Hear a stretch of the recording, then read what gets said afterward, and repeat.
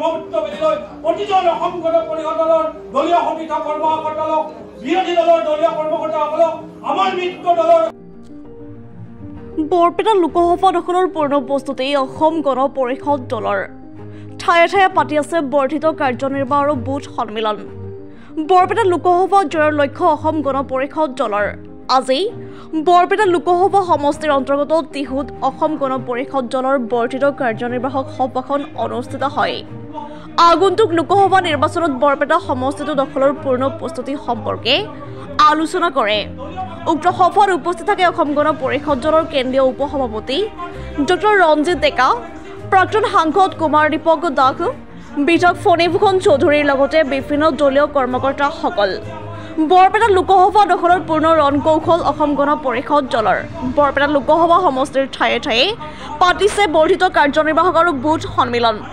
কোনো ত্ৰুটি এৰা নাই অসম গণ পৰিষদ দলে চৰ্চাত আছে শিক্ষাবিদ ডক্টৰ ৰঞ্জিত ডেকাৰ নাম সকলো যদি আশীৰ্বাদ দিয়ে ফণীভূষণ ছাৰ দেৱে যদি আমাক আশীৰ্বাদ দিয়ে দলৰ যদি সকলো দায়িত্ব অন্য সভাখনত তেখেতে যিদৰে দায়িত্ব লয় নলবাৰী সভাখনতো তেখেতে সম্পূৰ্ণ দায়িত্ব লয় সভাখন যদি অনুষ্ঠিত কৰে তাত মই দলীয় ৰাজৰ কৰ্মকৰ্তা হিচাপে নলবাৰীৰ পৰা নলবাৰীৰ আটাইকেইটা সমষ্টিৰ পৰা আপোনালোকে যি ধৰণে বিচাৰে সহযোগিতা বা বুথ কমিটিৰ উপস্থিত থাকিব লাগিব সভাপতি সম্পাদকসকলে তেখেতলোকে থাকিব পাৰিব আমি নিজে কাম কৰিম থাকিব বুলি আপোনালোকক প্ৰতিশ্ৰুতি দি মই মোৰ চমু বক্তব্য দলৰ বৰপেটা লোকসভা সমষ্টিৰ 8 জানুৱাৰী তাৰিখে আমাৰ বুথ সন্মিলন হ'ব আৰু বুথ সন্মিলনৰ প্ৰস্তুতি সভা আজি আছিলে আৰু আজি আমাৰ সিদ্ধান্ত হ'ল নলবাৰীতেই বুথ সন্মিলন হ'ব আৰু অতি কম 12,000 মানুহেৰে এই বুথ সন্মিলন অনুষ্ঠিত হ'ব আমাৰ বুথৰ সভাপতি সম্পাদককে লৈ 12,000 বুথ কৰ্মীয়ে আমাৰ ইয়াত যোগদান কৰিব আমাৰ এই আগন্তুক লোকসভা নিৰ্বাচনত আমাৰ মিত্ৰজোঁটে শেষ হাঁহি মাৰিব অৰ্থাৎ আমাৰ মিত্ৰজোঁটে ইয়াৰ পৰা জয়ী হ'বই গতিকে আমি আশা কৰোঁ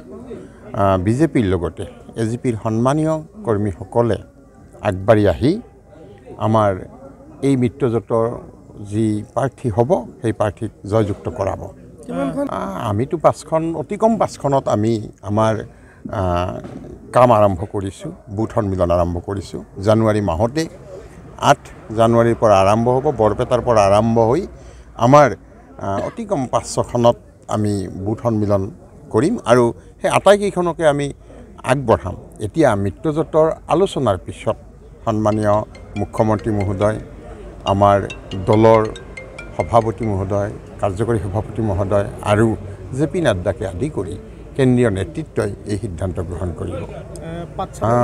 সন্মানীয় ফণীভূষণ চৌধুৰী আমাৰ জ্যেষ্ঠ নেতা আমাৰ গুৰু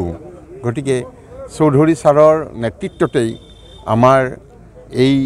লোকসভা নিৰ্বাচন অনুষ্ঠিত হ'ব বৰপেটা লোকসভাত গতিকে তেখেতৰ যি জ্ঞানগৰ্ভ কথা নিশ্চয় তাৰ সাৰমৰ্ম আছে নহয় আমি বৰপেটা লোকসভা সমষ্টিৰ প্ৰান্তে প্ৰান্তে ঘূৰিছোঁ আমাৰ কৰ্মীসকলক লগ কৰিছোঁ